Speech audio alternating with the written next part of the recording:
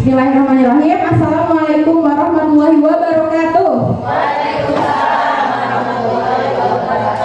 Alhamdulillahirrahmanirrahim. Pada sore hari ini kita bisa berkumpul bersama-sama dalam rangka mendiseminasikan ya Bapak Ibu tentang materi di CGP tentang budaya positif.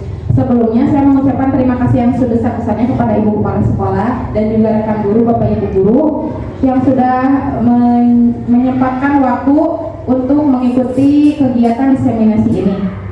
Baiklah, untuk mengefektifkan waktu, kita lanjut saja ya Bapak Ibu. Nah, pada diseminasi ini saya akan berbagi pemahaman dan pengalaman mengenai budaya positif kelas atau sekolah, yaitu salah satunya pembuatan keyakinan kelas 6 di SDN Cipaci. Nah, adapun pembahasan dari modul budaya positif ini, yang pertama ada topik pertama itu perubahan paradigma belajar. Yang kedua ada topik disiplin positif. Yang ketiga motivasi perilaku manusia. Yang keempat topik keempat kebutuhan dasar. Dan kelima posisi kontrol restitusi. Keenam keyakinan kelas dan yang ketujuh segitiga restitusi. Lanjut untuk topik yang pertama. Nah, ada pertanyaan nanti Bapak Ibu. Kira-kira pertanyaan pertama, apakah hukuman dapat mendisiplinkan anak? Bagaimana menurut Bapak Ibu? Tidak. Kenapa alasannya? Karena itu bukan dari kesadaran dirinya. Gimana Bu? Karena itu bukan dari kesadaran diri anak gitu. Berarti hukuman itu tidak dapat mendisiplinkan anak. Kemudian untuk pertanyaan kedua, pemberian hukuman dengan hal positif seperti membaca, apakah dapat meningkatkan nilai positif pada anak? Ya, membaca. Kira-kira ya. Misalnya anak melakukan kesalahan, lalu kita menghukum anak suruh baca, gitu. Apakah bisa Sebenarnya meningkatkan nilai? positif Bu, tapi tidak nyambung dengan kesalahannya. Kan kalau kita memberi hukuman dengan hal positif itu harus nyambung dengan apa yang dia lakukan sehingga membuat dia tidak melakukannya lagi yang datang dari kesadaran dirinya. Tapi kayaknya akan nyambung kalau misalkan bacaannya itu misalkan cerita tentang misalkan hal-hal negatif yang dilakukan anaknya tidak jujur. Nah, suruh membaca cerita dongeng Kesadaran gitu. Oke, tergantung bacanya. Oh iya, berarti tergantung kepada bacaan itu sendiri ya.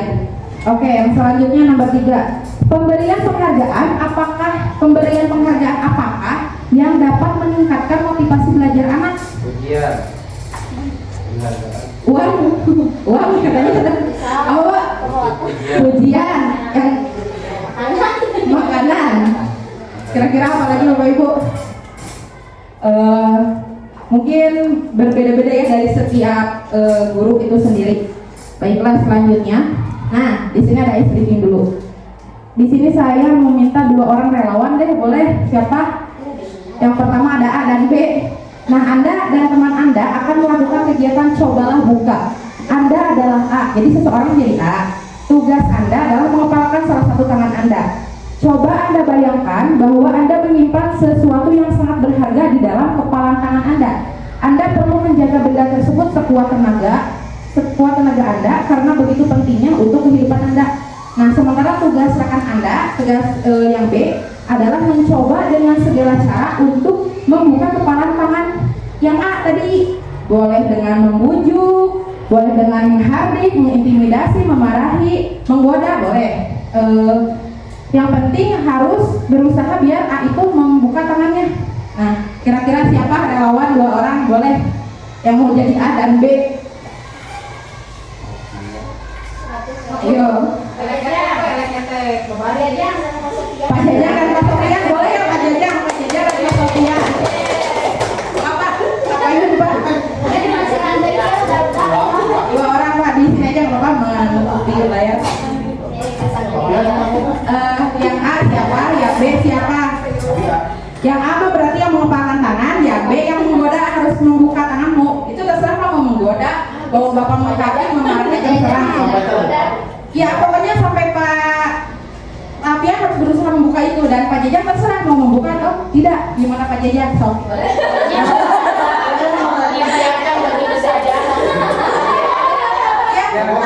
Tapi bukannya kalau dipaksa mau sambil bilang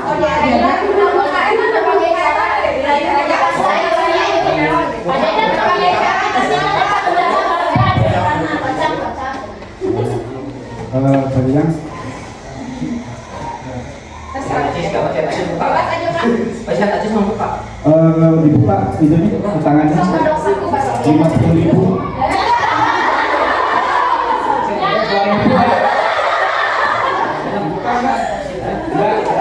Naik Kalau nggak benar. dibuka, biasanya di situ ada apanya ya? Rahasianya. Ada semut, macam semut gitu. Nah, Coba Pak dimarahi boleh Pak? dimarahi boleh? Boleh Pak. Buka. Sekarang mereka. Mana buka gitu. So, ini. Buka, emang buka. Nah. Gak bisa ya? Coba ganti. Coba lihat ya Pak. Dari Ah, iya, ya, kurang bodoh.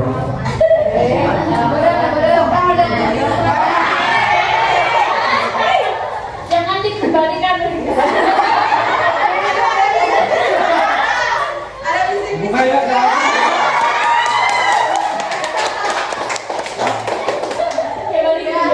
Terima kasih, tepuk tangan dulu buat Pak Jajang dan Pak Sofian.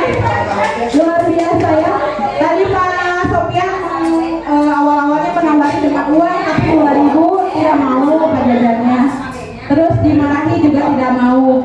Ujung-ujungnya dikasih 100.000 dibuka. Nah mungkin Pak Jajang juga punya alasan tersendiri kenapa Pak Jajang membuka tangannya ketika pas di awal-awal mah dimarahin nggak dibuka, dikasih uang 2.000 juga nggak dibuka, tapi pas dikasih uang 100.000 dibuka gitu ya, tiba-tiba dibuka. Nah itu pasti Pak Jajang juga punya alasannya tersendiri. Nah, perubahan paradigma belajar. Apakah Anda atau B membuka kepalan tangan Anda? Pak Jajang tadi membuka kepalan tangannya? Membuka. Mengapa? Apa alasan Anda? Apa alasan Pak Jajang membuka kepalan tangan Pak Jajang? Karena tertarik. Karena tertarik dengan Berharga. karena tertarik dengan pemberian Pak Sofian yang berharga menurut Pak Jajang gitu ya. Kemudian yang kedua, apakah Pak Jajang atau Pak Pian tadi menutup kepalan tangannya? Mengapa? Apa alasan? Apa tadi Pak Jajang udah menutup membuka ya, jadi tidak ada alasan kenapa tetap menutup. Oh tapi tadi ada ketika Pak Sofian memarahi dan menawari uang 2.000, Pak Jajang tetap menutup tangannya. Kenapa Pak Jajang?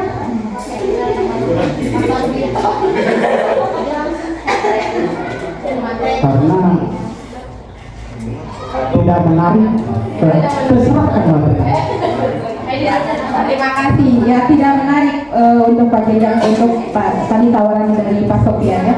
Kemudian yang ketiga, dalam kegiatan ini sesungguhnya siapa yang memegang kendali atau kontrol untuk membuka atau menutup kepalan tangan Bapak Ibu? Pak Sofian. Pak Jajang atau yang mempunyai kepalan tangan ya, atau diri kita sendiri. Jadi kitalah yang punya kontrol terhadap diri kita sendiri. Nah selanjutnya perubahan paradigma teori kontrol. Menurut Dr. William Glasser bahwa teori kontrol ini ada ilusi bahwa semua penguatan positif efektif dan bermanfaat. Yang kedua, ilusi bahwa guru mengontrol murid. Kita selalu berpikir bahwa kita bisa mengontrol murid, padahal tidak bisa. Murid itu mengontrol dirinya sendiri. Kemudian ilusi bahwa kritik dan membuat orang merasa bersalah dapat menguatkan karakter. Selanjutnya, ilusi bahwa orang dewasa memiliki hak untuk memaksa. Nah, berikutnya paradigma stimulus respon kepada pendekatan teori kontrol menurut Stephen R. Covey. Nah, stimulus respon ini realitas kebutuhan kita sama, padahal kalau menurut teori kontrol kebutuhan kita itu berbeda, sama dengan kebutuhan murid-murid kita.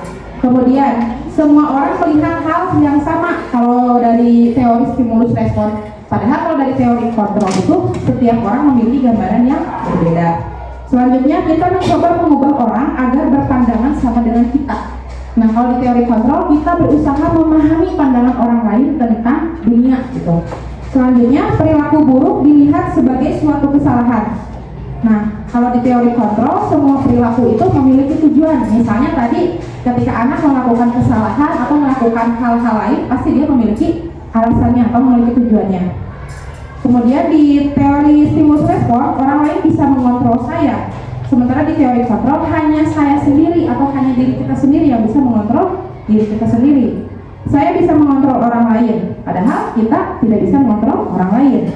Pemaksaan ada pada saat bujukan gagal. Jadi ketika kita tadi membujuk, nah Pak Sofian tadi membujuk dengan uang 2000 gagal, langsung kan dipaksa ke Pak Sofian gitu ya. Nah, padahal di teori kontrol itu kolaborasi dan konsensus menciptakan pilihan-pilihan baru. Dan terakhir model berpikir menang kalah. Sementara di teori kontrol itu model berpikir menang-menang. Nah, pertanyaan pemantik selanjutnya. Menurut Bapak Ibu guru, apakah makna disiplin? Kira-kira menurut Bapak Ibu, apakah disiplin itu? Berperilaku sesuai aturan. Berperilaku sesuai aturan. Baik, yang lainnya? Tepat waktu. Tepat waktu. Nah, kira-kira dari makna disiplin itu bagaimana Bapak Ibu menerapkannya di dalam kelas? Tidak boleh terlambat. Tidak boleh terlambat. Jadi dengan adanya aturan ya. Oke. Adanya dengan keyakinan kelas, ya betul. Selanjutnya ada makna disiplin. Nah, disiplin tersendiri berasal dari bahasa Latin disiplin, artinya belajar. Gitu. Jadi disiplin itu artinya belajar. Dalam budaya kita, makna kata disiplin dimaknai menjadi sesuatu yang dilakukan seseorang pada orang lain untuk mendapatkan kepatuhan. Kita cenderung menghubungkan kata disiplin dengan ketidaknyamanan. Setuju nggak Bapak Ibu? Disiplin teh kadang merasa Beban. tidak nyamanan gitu ya. Nah, sementara disiplin positif tujuannya yaitu untuk menanamkan motivasi pada murid-murid kita untuk menjadi orang yang mereka inginkan dan menghargai diri sendiri dengan nilai-nilai yang mereka percaya gitu. Jadi disiplin positif itu untuk motivasi gitu, menimbulkan motivasi pada diri murid-murid. Nah, motivasi perilaku manusia menurut Diana dosen dalam bukunya Restructuring School Discipline menyatakan ada 3 motivasi perilaku manusia. Yang pertama, untuk menghindari ketidaknyamanan atau hukuman. Misalnya, apa yang akan terjadi apabila saya tidak melakukannya gitu.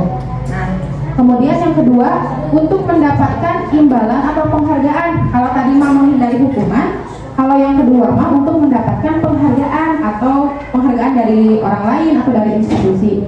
Misalnya apa yang saya dapatkan jika saya melakukan ini. Nah, seringkali ya anak-anak kita juga, Bu, mungkin pengen naon gitu kan ya, seperti itu. Nah, kedua motivasi ini adalah motivasi ekstrinsik atau motivasi dari luar karena tadi adanya takut dengan hukuman atau ingin mendapatkan imbalan. Nah, yang ketiga yaitu untuk menghargai diri sendiri dan menjadi orang yang diinginkan. Saya akan menjadi orang yang seperti apa ya apabila saya melakukannya. Misal kita datang tepat waktu nih, kalau saya datang tepat waktu saya akan jadi orang seperti apa. Nah, itu adalah motivasi intrinsik, timbul dari diri sendiri. Disitulah tujuan dari disiplin positif.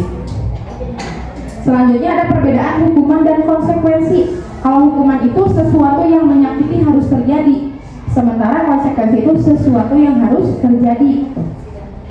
Nah, kalau hukuman membenci kedisiplinan bersama, kalau konsekuensi menghargai kedisiplinan. Anak merasa tidak dihargai dan dipermalukan. Kalau konsekuensi anak merasa dihargai dan tidak terlalu dipermalukan.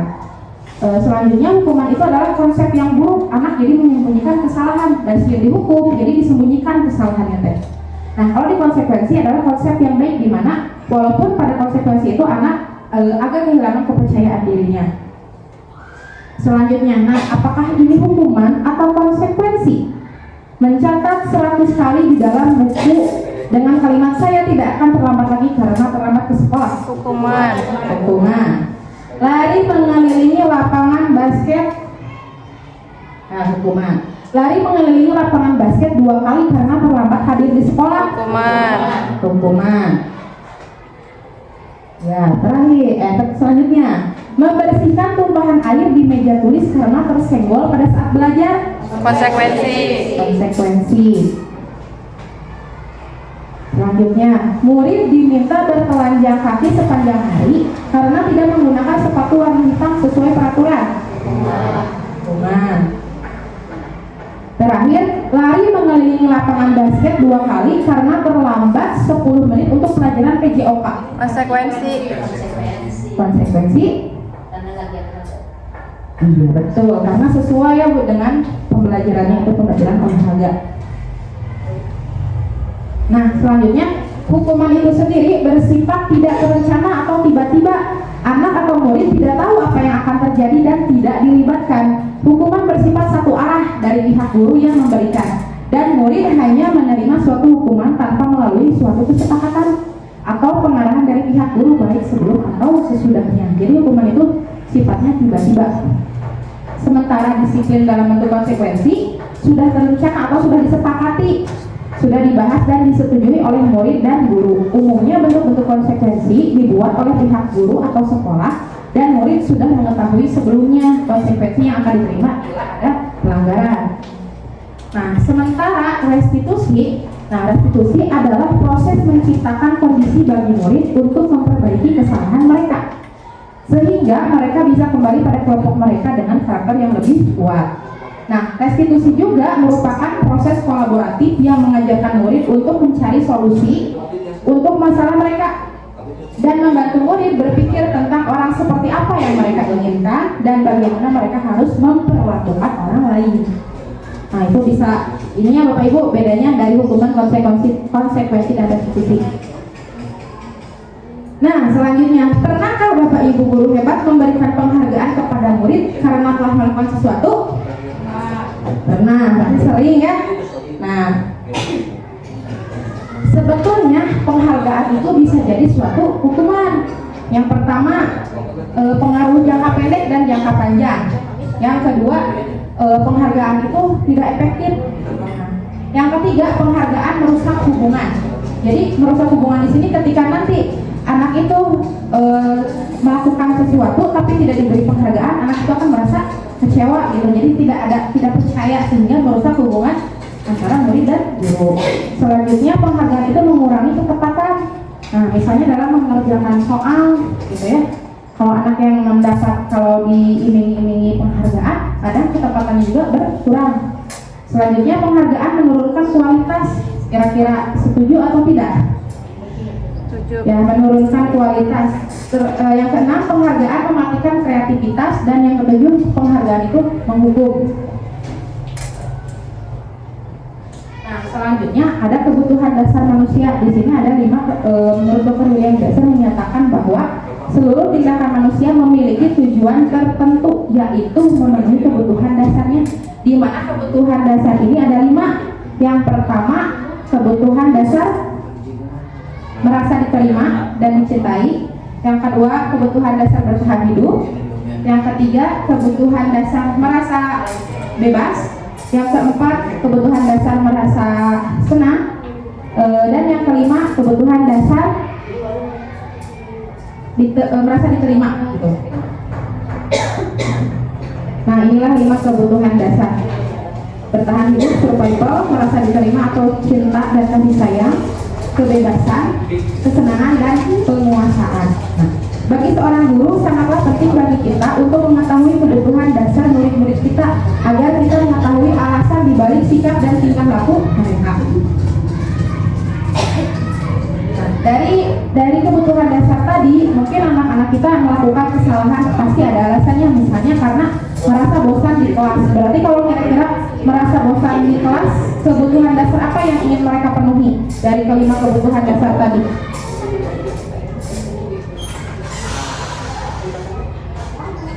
Kalau merasa bosan gitu kira-kira? Kesenangan. Kesenangan. Iya, bisa kesenangan atau bisa juga kebebasan gitu ya. Terus kalau misalnya ada seorang anak itu misalnya memalak makanan teman mereka, lalu ketika ditanya oleh gurunya, kenapa kamu melakukan hal tersebut?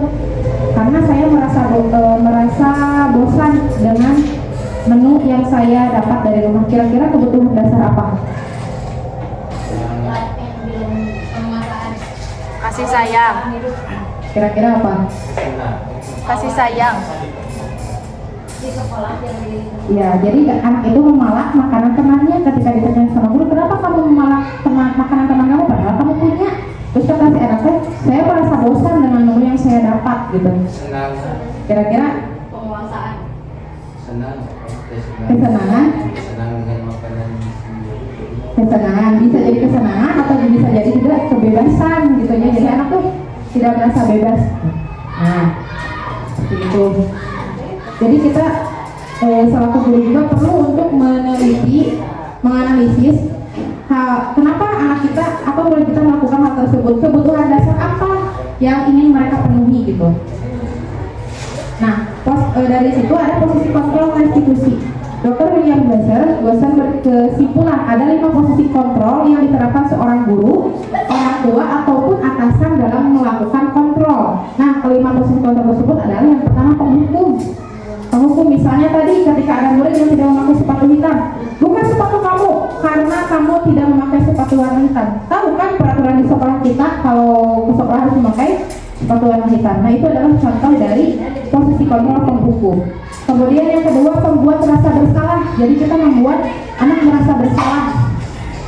Nah, yang ketiga ada posisi kontrol teman. Kita menganggap bahwa anak itu sebagai teman. Misalnya, ayolah nak kerjakan tugasnya, nanti ibu dimarahi oleh ibu kepala sekolah. Nah, seperti itu berarti kita memposisikan diri sebagai teman. Lalu ada pemantau. Kalau pemantau ini kita biasanya memantau gitu. Misalnya ada anak yang di kelas gitu, ibu perhatikan kamu sudah beberapa kali tidak memperhatikan ibu, kamu malah bermain. Nah, itu bisa jadi sebagai pemantau. Nah, yang kelima ini adalah posisi manajer. Di mana posisi manajer ini kita sebagai guru memposisikan diri sebagai manajer. Jadi bertanya dulu ke anak, tidak langsung memberikan hukuman, tidak langsung memberikan judgement gitu kepada anak. Nah, posisi manajer ini adalah posisi yang diharapkan kita sebagai guru ada di posisi manajer. Kira-kira kalau Bapak Ibu guru sendiri sudah ada di posisi mana? Harusnya manajer, tapi campur aduk. Campur aduk nomor berapa, Pak? Antara Nomor 1, nomor 2, nomor 3, teman, pemantau, Semua ya Bu, tergantung, kadang tergantung situasi dan kondisi gitu ya. Spontanitas ya. Tapi mudah-mudahan mari kita belajar untuk kita berada pada posisi manajer gitu. Nah, ini dia motivasi eksternal dan internal. Contohnya misalnya guru berbuat menghardik atau menunjuk-nunjuk, menyakiti atau menyindir, itu termasuk posisi kontrol penghukum. Sementara kalau misalnya guru berceramah menunjukkan kekecewaan mendalam, itu termasuk adalah posisi kontrol pembuat orang merasa bersalah. Kemudian di teman, posisi kontrol teman membuatkan alasan-alasan untuk murid-muridnya. Kalau di posisi pemantau menghitung dan mengukur. Nah, sementara di posisi manajer ini mengajukan pertanyaan-pertanyaan. Nah, dari posisi kontrol ini hasilnya kalau kita berada di posisi penghukum, maka anak itu atau murid itu cenderung menjadi memberontak, pendendam atau menyalahkan orang lain. Sementara dari posisi pembuat orang merasa bersalah, mereka akan menyembunyikan, menyangkal atau berbohong. Nah, sementara di posisi kontrol teman, anak kita atau murid kita itu akan ketergantungan gitu. Ada si ibu mah bager, gitu misalnya, kadang suka gitu ya. Sementara di posisi kontrol pemantau, hasilnya anak akan menyesuaikan bila diawasi gitu. Kalau tidak diawasi, mah ya hari-hari kembali lagi gitu ya. Dan terakhir di posisi manajer. Nah, hasilnya itu akan menguatkan watak atau karakter. Nah, selanjutnya ada materi keyakinan sekolah atau keyakinan kelas. Mengapa keyakinan sekolah atau kelas? Mengapa tidak peraturan sekolah atau kelas saja? Karena suatu keyakinan akan lebih memotivasi seseorang dari dalam atau memotivasi secara intrinsik. Seseorang akan lebih tergerak dan bersemangat untuk menjalankan keyakinannya daripada hanya sekedar mengikuti serangkaian peraturan. Nah, dalam keyakinan kelas atau sekolah ini kita biasanya menggunakan kata-kata positif ya, tidak menggunakan lagi kata negatif. Misalnya, tidak terlambat ke sekolah, itu kan masih kata negatif karena menggunakan tidak. Kira-kira kalimat positifnya apa untuk mengganti hal tersebut, kalimat tersebut? Datang tepat waktu. Datang tepat waktu ya, seperti itu. Jadi untuk keyakinan kelas sendiri dibuat opposite mungkin gitu. Mungkin Bapak Ibu guru juga sudah sudah menerapkan keyakinan kelas ini ya ketika di awal tahun pelajaran biasanya. Nah, tapi keyakinan kelas dan sekolah ini perlu kita tinjau gitu, apakah sudah sesuai, apakah ada yang harus dirubah seperti itu. Nah, prosedur pembentukan keyakinan kelas yang pertama, tanya pendapat guru atau murid tentang harapan dan impian kelas yang diinginkan. Kira-kira mereka ingin kelas yang seperti apa gitu. Yang kedua, tanyakan ide dari murid untuk mencapai kelas impiannya. Gantilah kalimat-kalimat dalam bentuk negatif menjadi positif seperti yang tadi sudah kita coba. Yang ketiga, tinjau ulang keyakinan kelas atau sekolah secara bersama-sama. Yang keempat, setelah keyakinan sekolah atau kelas selesai dibuat, maka semua warga sekolah dipersilakan meninjau ulang dan menyetujuinya dengan menandatangani. Kemudian yang kelima, keyakinan sekolah atau kelas tersebut termasuk guru dan semua warga murid gitu. Dan yang terakhir, keyakinan sekolah atau kelas selanjutnya bisa dilekatkan di dinding kelas atau di tempat yang mudah dilihat oleh warga kelas gitu. Selain ditempel di dinding juga mungkin kita bisa untuk mengingatkan kembali keyakinan kelasnya apa gitu. Jangan hanya ditempel tapi tidak diyakini. Nah, mari kita perhatikan bagaimana membuat keyakinan kelas. Nah, ini contohnya. Keyakinan kelas 1. Nah, setiap anggota kelas perlu belajar. Setiap anggota kelas perlu senang. Nah, ini beberapa contoh keyakinan kelasnya. Ada keyakinan kelas 5, ada keyakinan kelas 7. Nah, misalnya kalau di keyakinan kelas 7 itu kan anak-anak mungkin tahapannya sudah lebih tinggi lagi ya. Bisa dibagi-bagi, ada hormat, bekerja, diterima dan dimiliki. Dengan ada penjabarannya lagi. Nah, selanjutnya ada segitiga restitusi. Nah, dalam segitiga restitusi ini ada 3 tahapan. Jadi, yang pertama menstabilkan identitas. Nah, bagian pertama ini bagian dasar dari segitiga restitusi bertujuan untuk mengubah identitas anak dari orang yang gagal karena melakukan kesalahan menjadi orang yang sukses. Anak yang melanggar peraturan karena sedang mencari perhatian adalah anak yang sedang mengalami kegagalan. Dia mencoba untuk memenuhi kebutuhan dasarnya, namun ada benturan. Kalau kita mengkritik dia, maka kita akan tetap membuatnya dalam posisi gagal. Nah, jadi contoh dalam menstabilkan identitas itu kita misalnya bertanya, kenapa kamu melakukan hal tersebut? Gitu. Nanti kan anak mengungkapkan alasannya apa. Lalu kita di situ memberikan penguatan juga, tidak apa-apa melakukan kesalahan, karena itu adalah hal yang wajar gitu. Manusia itu pasti pernah melakukan kesalahan. Itu adalah contoh dari menstabilkan identitas. Yang kedua, validasi tindakan yang salah. Nah, setiap tindakan kita dilakukan dengan sesuatu tujuan, yaitu memenuhi kebutuhan dasar yang 5 tadi. Kalau kita memenuhi kebutuhan dasar, apa yang mendasari sebuah tindakan, kita akan bisa menemukan cara-cara paling efektif untuk memenuhi kebutuhan tersebut. Nah, yang selanjutnya yang ketiga adalah menanyakan keyakinan. Bisa itu menanyakan keyakinan kelas. Nah, teori kontrol menyatakan bahwa kita pada dasarnya termotivasi secara internal.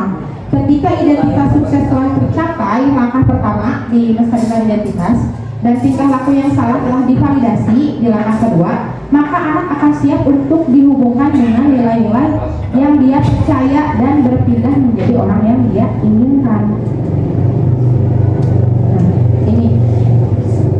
Ini di menstabilkan identitas. Nah, kata-katanya bisa setiap orang pasti pernah melakukan kesalahan. Kamu bukan satu-satunya yang pernah melakukan ini. Nah, kira-kira Bapak Ibu pernah melakukan tahap itu? Pernah melakukan hal tersebut? Bila kalau ada anak yang salah, keluarlah kata-kata seperti ini. Setiap orang pasti pernah melakukan kesalahan, atau kamu bukan satu-satunya orang yang pernah melakukannya. Berarti Bapak Ibu sudah melakukan segitiga restitusi di tahap menstabilkan identitas. Lalu kita lanjut ke tahap validasi tindakan yang salah. Kamu tentu punya alasan mengapa melakukan itu. Kita bertanya ke anak, apa yang mendasari mereka melakukan hal tersebut. Kemudian kita tanya lagi, adakah cara yang lebih efektif untuk mendapatkan apa yang kamu butuhkan? Nah, kalau kita sudah melakukan hal tersebut, berarti kita sudah ada di tahap kedua, memvalidasi tindakan yang salah.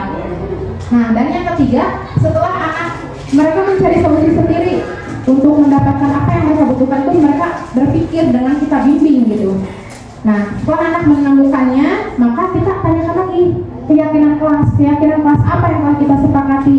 Kira-kira kamu melanggar keyakinan kelas yang mana gitu, atau tidak mengikuti keyakinan keyakinan kelas yang mana.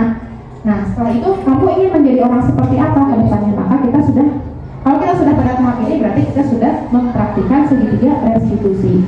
Nah, dalam segitiga restitusi ini anak nanti akan karakternya kembali kuat gitu, tidak ada anak yang disalahkan. Nah, kesimpulannya, dengan menanamkan disiplin positif, guru dapat memotivasi peserta didik dengan motivasi intrinsik.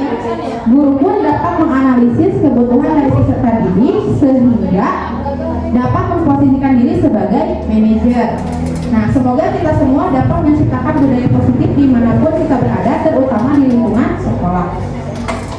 Dan terima kasih Bapak Ibu, mungkin sekian yang dapat saya sampaikan. Kurang lebihnya saya mohon maaf. Dan tadi kita sudah belajar tentang keyakinan kelas. Saya harapkan kita semua selaku guru-guru warga sekolah di SD Cipancing bisa menerapkannya di kelas masing-masing. Cukup sekian, terima kasih. Wabillahi taufiq wal hidayah. Wassalamualaikum warahmatullahi wabarakatuh.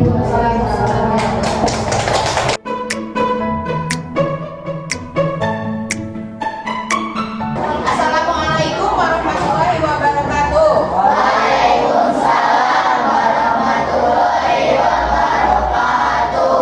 Bagaimana kabarnya hari ini anak-anak? Baik. Sehat ya? Siapa yang tidak masuk? Mana? Nah, biasa ya, seperti sekarang kan masuk tahun ajaran baru. Kita buat yang namanya keyakinan kelas. Kalau dulu-dulu mah kan peraturan kelas. Ini kan gimana? Peraturan kelas atau namanya? Atau kesepakatan kelas, keyakinan kelas atau peraturan kelas dulu namanya apa kelas 5?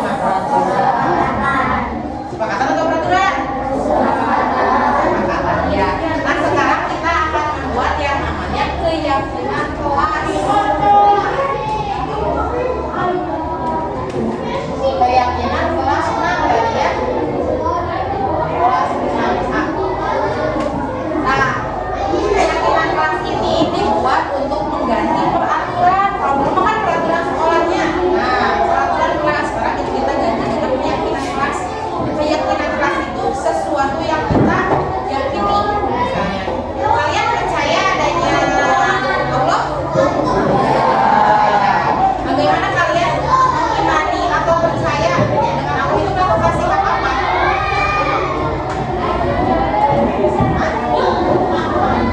Baik, lagi yakin kalau Allah itu ada, kalian berarti meyakininya dengan apa?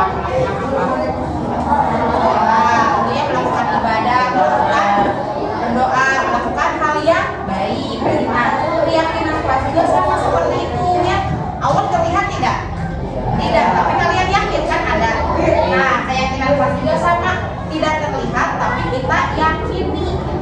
Nah, kira-kira di kelas 6 ini mau buat seperti apa keyakinan kelasnya? Nah, tadi kan Ibu bilang keyakinan kelas itu mengganti apa? Peraturan. Kalau di peraturan biasanya gimana? Siapa yang bisa mencontohkan peraturannya apa?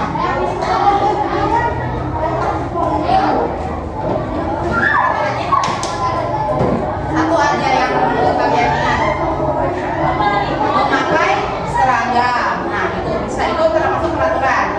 Yang lain selain dari itu apa tadi? Tidak membuli. Nah, tidak membuli kalau di peraturan kan biasanya tidak membuli, pakai kata-katanya tidak ya. Atau misalnya dengan kebersihan apa? Tidak apa? Tidak membuang sampah sembarangan. Nah, kalau di keyakinan kelas kita ganti kalimatnya.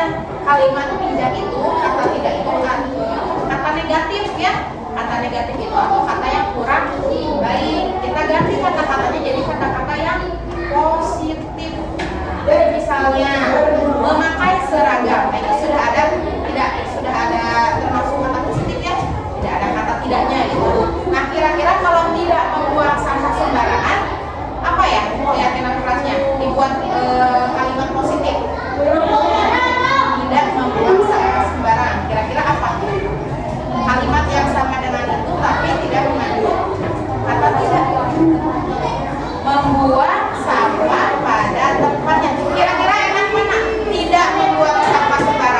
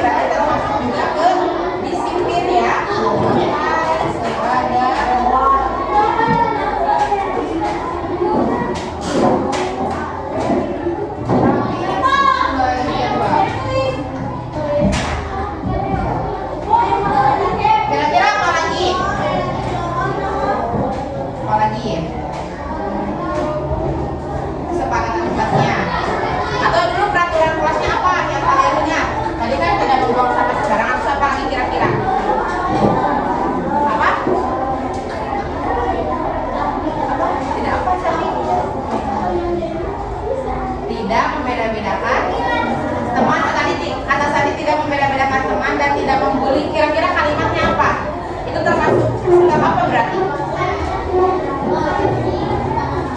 Ayo. Ya, apa? Dewi? Ayo yang lainnya apa ya, bersuara tuh soal apa? Ingat-ingat lagi kira-kira apa?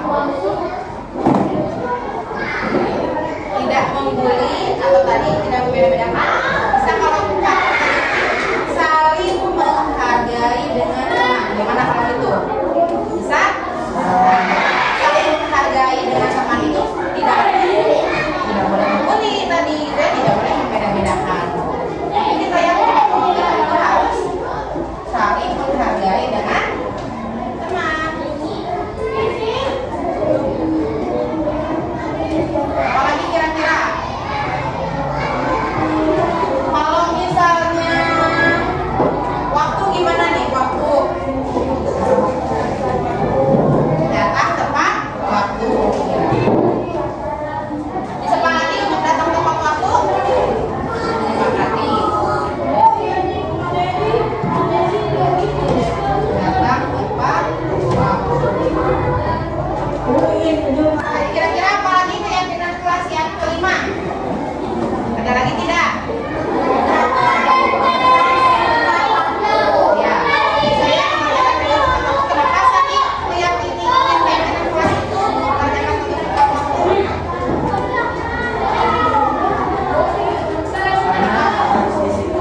Ya harus disiplin ya,